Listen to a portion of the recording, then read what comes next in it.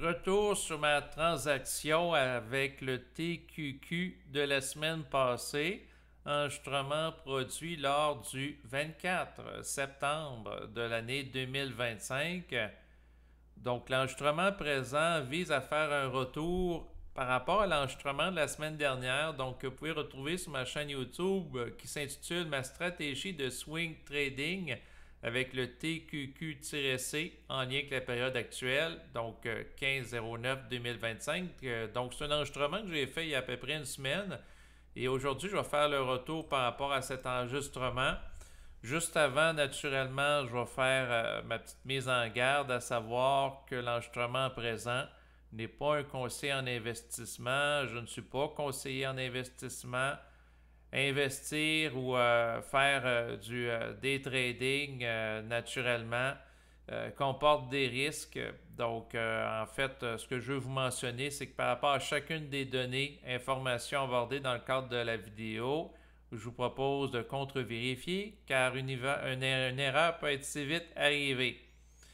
Donc, autrement dit, la vidéo présente est à des fins éducatives, à des fins d'études, et non pas à des fins de dire quoi faire aux gens naturellement. Ceci dit, donc je vais faire le retour sur ma vidéo de la semaine passée. Donc la semaine passée, mon objectif au niveau trading, c'était de faire du market timing, c'est-à-dire viser à timer le marché. Donc acheter la rumeur et vendre la nouvelle par rapport à la baisse du taux d'intérêt de la Fédérale Réserve qui naturellement mercredi passé s'est concrétisé. Donc je suis rentré sur le marché. En fait, ce que j'ai fait, c'est que mardi dernier, 16 septembre 2025, j'ai acheté le TQQ.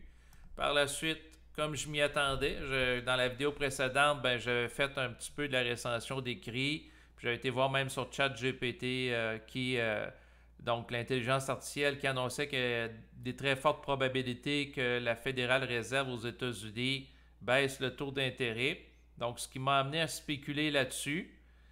Et naturellement, en baissant le taux d'intérêt, qu'est-ce que ça fait? Ça donne un signal positif au marché des actions. Ce qui fait que l'hypothèse que j'avais, c'est que ça allait faire monter le Nasdaq 100 et aussi le SP500, le Bitcoin aussi. Donc, que les investisseurs auraient réagi favorablement à la nouvelle. Donc, ça, c'était l'hypothèse. Donc, j'anticipais une hausse, naturellement, du TQQ qui est lié au Nasdaq 100. C'est un fonds négocié en bourse qui vise à amplifier de 3 fois la performance du Nasdaq 100. Ce qui veut dire que si, par rapport à une bonne nouvelle, le Nasdaq 100 augmente de 1% pendant une journée, le TQQ va multiplier de tout ça. L'objectif visé, c'est par 3, donc pour atteindre 3%. Donc à ce moment-là, en sachant que cet outil-là existe, donc c'est un fonds négocié en bourse avec effet de levier, ça peut être intéressant de l'utiliser. Donc, mon hypothèse la semaine passée dans ma vidéo, c'était la baisse du taux d'intérêt de la Fédérale Réserve, ce qui s'est concrétisé avec 0,25%. Puis, simultanément, le Canada, en bon suiveux, a baissé son taux d'intérêt aussi de 25%. Je dis bon suiveux, là, mais c'est un petit peu pour taquiner nos dirigeants qui sont très influencés par les politiques américaines, notamment sur le plan monétaire. En fait, mon hypothèse aussi la semaine passée, c'est que même si le Nasdaq 100 avait dépassé son plus haut sommet historique, donc il y a à peine quelques jours, en dépassant le 24 000 points, c'est qu'elle a encore monté. Parce que souvent, quand c'est un sommet, il y a des gens qui vont dire, embarquez pas en bourse sur un sommet. Mais là, mon hypothèse, c'est que ça allait encore monter à cause de l'injection massive dans le fond, d'argent dans les masses monétaires mondiales qui a eu cours au mois de juillet, entre autres, donc en fait, juin, juillet, entre autres, là, 2025, puis ça se répercute de 2 à 3 mois après. Donc, mon hypothèse, c'est que les liquidités mondiales favoriseraient un rehaussement du Nasdaq 100 combiné à l'annonce de taux, donc les deux variables ensemble, c'est comme un alignement presque très fortement gagnant. Fait que je me sentais à l'aise à utiliser donc un fonds négocié en bourse avec effet de levier. Bon, pour vous partager le résultat, en fait, j'ai vécu mon expérience à 2 niveaux. Premier niveau, donc mardi passé, 16 septembre 2025, j'achète du TQQ-C. Pourquoi -C et non pas -U? C'est parce qu'on peut l'avoir aujourd'hui en dollars canadiens, alors qu'avant, le TQQ ne pouvait seulement être acheté en dollars américains, ce qui m'évite de faire de la conversion de change, puis ça m'épargne des frais là, par rapport à la plateforme de courtage en ligne que j'utilise. Donc, par la suite, j'ai rentré mardi. J'anticipais que mercredi, dans le fond, Jérôme Powell allait annoncer la bonne nouvelle, baisse de taux d'intérêt. Et par la suite, comme je l'avais anticipé, ce qui s'est passé, c'est que dans le fond, si on regarde le Nasdaq 100 avec lequel le TQQ est corrélé, on va regarder ce qui s'est passé dans les 5 derniers jours. Bon, mercredi de la semaine passée, ça l'a monté. Dans le fond, c'est quoi que je voulais dire par rapport à ça? C'est ça. Le jeudi, le Nasdaq 100 a monté. Le vendredi est encore élevé. Comme j'anticipais que peut-être vendredi après-midi, il y aurait des traders qui sortent du marché après prise de profit, qu'il y allait avoir une baisse par la suite qui allait probablement suivre. Fait que moi, je me suis retiré vendredi matin vers 10h30, heure de la bourse de New York, où elle est en opération. Puis le TSX aussi, là. En fait, la bourse dans mon fuseau horaire, que ce soit par rapport à la bourse de New York ou du TSX, c'est entre 9h30 et 16h que c'est ouvert. Donc, vendredi matin, j'ai pris un profit de 2,89% de rendement. Donc, je trouvais ça intéressant. Donc, j'ai pris ça mardi, mercredi, jeudi, vendredi, à peu près 3 jours. Donc, je trouve ça quand même bien. C'est sûr que mon objectif était un petit peu plus ambitieux, c'est-à-dire au moins 3%. La raison, c'était tout simplement que le lendemain, c'est-à-dire le samedi, habituellement, je parle souvent au téléphone avec ma mère le samedi matin. J'avais tout simplement envie de lui dire qu'en à peine quelques jours, j'ai fait l'équivalent du rendement sur un an d'un certificat de pauvreté garanti. Que dis-je? Un certificat de placement garanti CPG. Un CPG, c'est un produit financier qui est en vente au Québec où le capital est garanti à la différence du TQQ parce que, ça, comme je disais tantôt, ça comporte des risques. Le capital n'est pas garanti, sauf que ça peut donner un rendement, souvent ça va donner, tout dépendant de l'état de la situation, mais ça peut donner un rendement entre 3 et 5% pour un an. Et mon objectif, c'était d'aller chercher ce type de rendement-là, non pas sur un an, mais en quelques jours. En fait, mon objectif serait atteint si j'avais vendu, parce que j'étais rentré aussi, j'avais rentré le 16 septembre, j'avais rentré aussi le 15 septembre, par rapport au TQQ toujours. Là, c'était plus dans l'optique d'une trade, une transaction à moyen terme. Et puis, donc en date de hier, mardi, donc quasiment une semaine après, j'étais à 4,36. Fait que, en une semaine, si je liquide ce que j'ai pris en TQQ-C, j'ai un rendement de 4,36, ce qui est, dans le fond, meilleur que certains certificats de placement garanti ou obligations du Québec. Donc, ils vont donner ce type de rendement-là, non pas en une semaine, mais sur un an. Donc, fait que là, je suis en train d'étudier ça au niveau du day trading, swing trading, par rapport à l'utilisation du TQQ. En fait, par rapport au TQQ, j'observe le cours du Nasdaq 100. Je m'informe aussi au niveau des nouvelles. Probablement qu'au mois d'octobre ou le mois de novembre, il va y avoir probablement une autre annonce de baisse du taux d'intérêt associé à la Fédérale Réserve aux États-Unis. Donc, à ce moment-là, ça peut être une autre occasion pour faire du trading avec le TQQ pour aller chercher du profit. Mais ce qui va avoir un impact aussi, c'est de regarder l'état des liquidités mondiales. Et je pense que par rapport à ça, j'insisterai jamais assez dans mes vidéos parce que le fait qu'il y a de l'argent qui rentre en quantité variable d'un mois à l'autre sur le marché en fait, dans le fond, fait en sorte que la valeur des titres va être affectée par rapport à ça. Donc, si vous regardez le Global M2 pour les masses monétaires mondiales, on avait vu que, bon, au mois d'octobre, il y en avait des quantités importantes ici. Là, on voit que ça descend, puis au mois de janvier, ça diminue. Puis curieusement, 3 mois après, en plein dans la période du mois d'avril où on a connu un creux historique par rapport au Nasdaq 100, ben 3 mois après le mois de janvier où les flux monétaires se sont retirés, l'impact s'est senti sur le marché. Puis, dans le fond, par la suite, ils se sont remis à remettre de l'argent dans le système. Mon hypothèse, c'est que là, vous voyez ici, fin juillet, on est à un haut sommet historique de masse monétaire mondiale. La masse monétaire mondiale comporte de l'argent qui est créé par les Américains, mais aussi la Chine, qui sont deux puissances mondiales qui ont de l'impact naturellement sur la quantité d'argent qui rentre dans le système.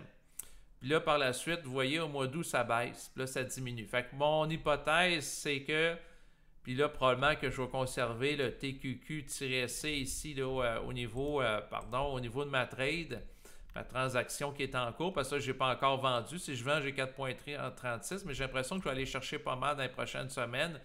Donc, mon hypothèse, c'est que d'ici le 1er novembre, probablement qu'au mois d'octobre, il va y avoir une autre annonce de baisse de taux qui va faire monter le titre. Puis aussi, encore une fois, l'entrée sur le marché boursier avec un décalage d'environ 3 mois des masses monétaires mondiales qui vont participer à faire monter le titre. Donc, en m'appuyant sur deux variables-là, ma transaction en cours à moyen terme, donc de type swing trading, je la maintiens, mais peut-être que je l'en ferai une autre plus court terme.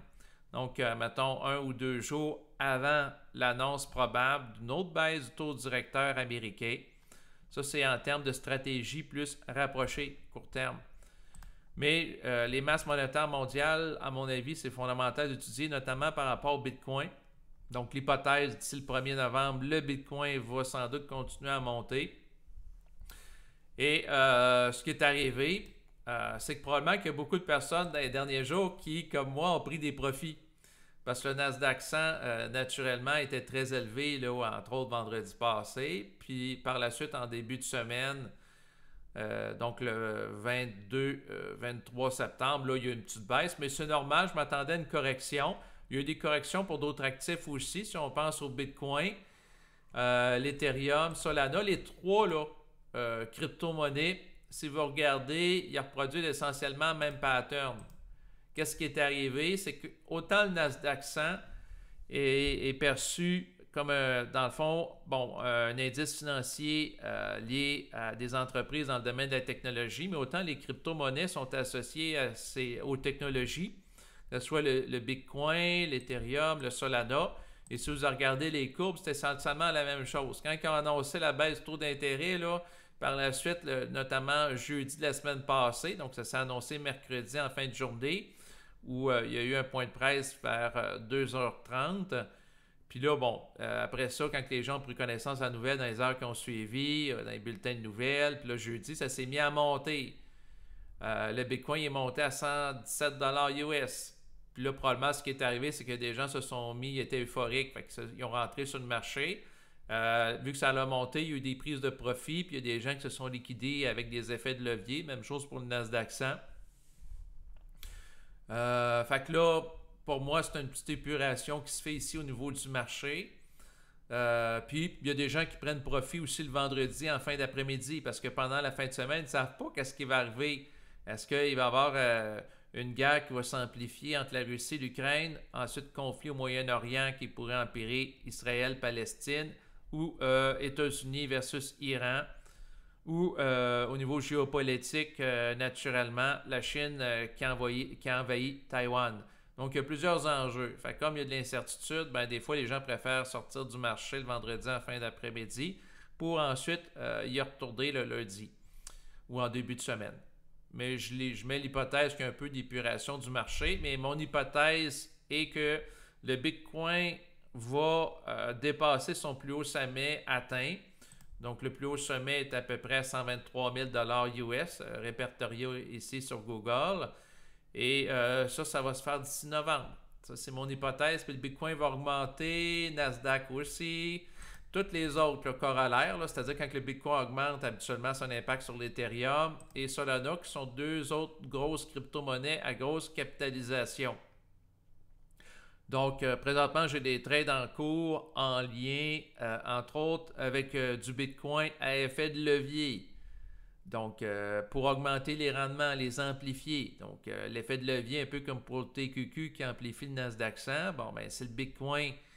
Il fait, par exemple, une journée, une augmentation de 2%. Bon, ben, l'effet de levier peut permettre d'aller augmenter ce rendement-là. Même principe que le TQQ. Bon, ça, c'est des dossiers à suivre. Probablement que je vais faire éventuellement une ou d'autres vidéos de suivi sur ma chaîne YouTube. Parce que c'est quand même intéressant. Puis ça peut être enrichissant là, en termes de rendement. Là, parce que là, c'est sûr que je ne pèle pas des nuages. L'expérience, je l'ai vécue. J'ai fait 2,89% en à peu près 4 jours. Fait que si j'ai plusieurs transactions comme ça sur un an, c'est sûr que de battre le rendement d'un indice boursier comme le SP500 qui donne une moyenne de 10% de rendement par année sur à peu près 50 ans, en tant que gestion active du capital, bien, je risque d'y arriver au niveau du market timing. Ça, je vais continuer à faire mes expérimentations.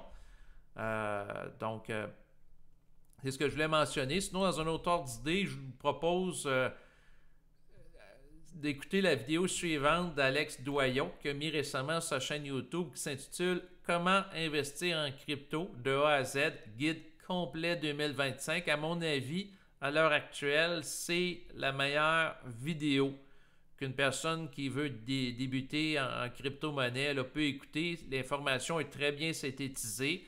Ça fait plusieurs mois là, que j'en écoute des vidéos de vulgarisation en lien avec la crypto-monnaie sur le web, puis je vous dirais que si j'avais à écouter une seule vidéo dans l'optique de comprendre l'essentiel, ça serait celle-ci.